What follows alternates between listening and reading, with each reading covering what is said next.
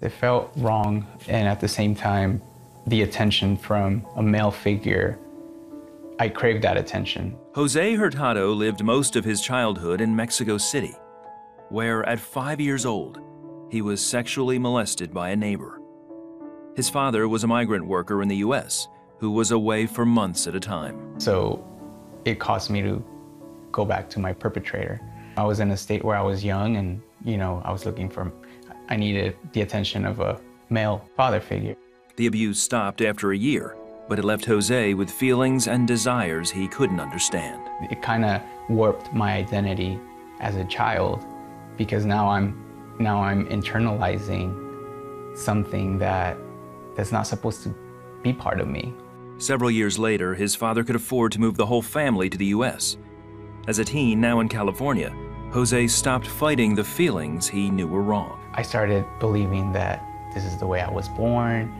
I didn't want these feelings. I couldn't make them go away. I was upset that, I felt like I was confused, and I felt like, well, if these are not my feelings, if I didn't choose this, then it's okay.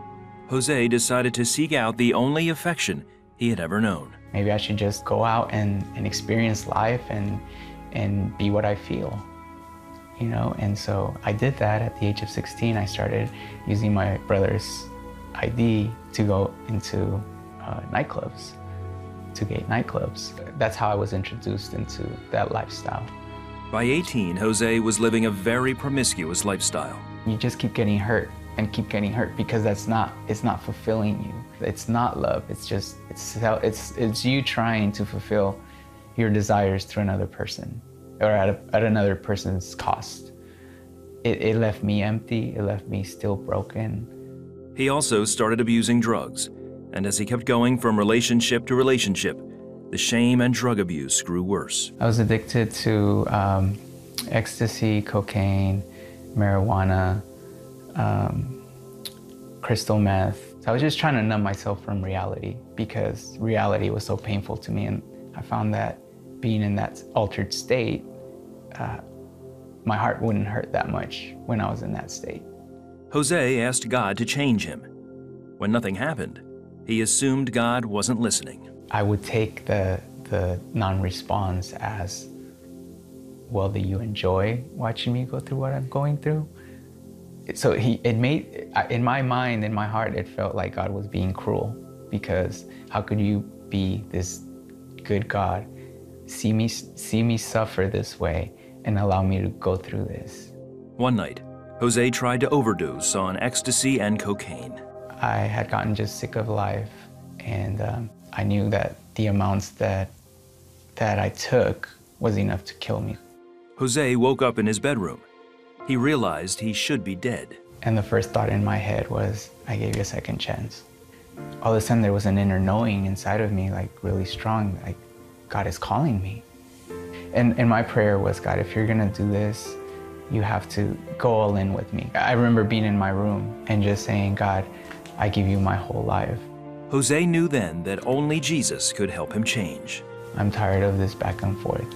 I feel so broken because I don't want this life anymore. I just want your life. Jose found a church where a pastor took him under his wing and helped him find healing. I had let go of my old lifestyle, old friends. Talk about, forsaking everything to follow Jesus. That's what was happening. I was losing my life to find life.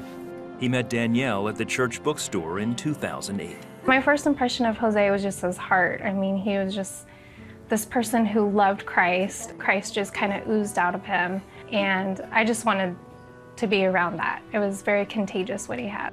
Jose soon told Danielle about his past. That wasn't even an issue, and I had told him that from the very beginning. I don't care where you've been, what you've come out of, you don't have to carry that shame. That's not who you are.